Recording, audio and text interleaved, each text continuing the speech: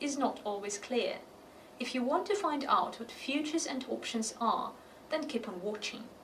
The main differences we're talking about today in this video are connected with obligations, risks, payment and contracts. So off we go. Number 1. Obligations. A futures contract is an agreement between two parties to buy or sell an asset at a certain time in the future at a certain price. Here, the buyer is obliged to buy the asset on the specified future date. An options contract gives the buyer the right to buy the asset at a fixed price. However, there is no obligation on the part of the buyer to go through with the purchase. Nevertheless, should the buyer choose to buy the asset, the seller is obliged to sell it. Number 2. Risks. The futures contract holder is bound to buy on the future date even if the security moves against them. Suppose the market value of the asset falls below the price specified in the contract.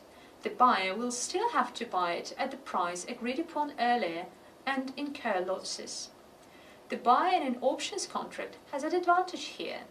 If the asset value falls below the agreed upon price, the buyer can opt out of buying it. This limits the losses incurred by the buyer.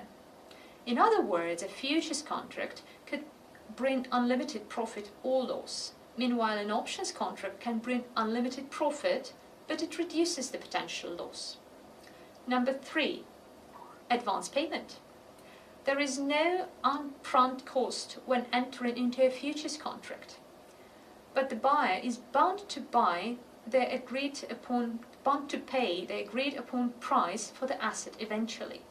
The buyer in an options contract has to pay a premium. The payment of this premium grants the options buyer the privilege not to buy the asset on a future date, if it becomes less attractive. Should the option contract holder choose not to buy the asset, the premium paid is the amount he stands to lose. In both cases, you may have to pay certain commissions. Number 4. Contract execution. A futures contract is executed on the date agreed upon in the contract. On this date, the buyer purchases the underlying asset. Meanwhile, the buyer in an options contract can execute the contract any time before the date of expiry, so you're free to buy the asset whenever you feel the conditions are right.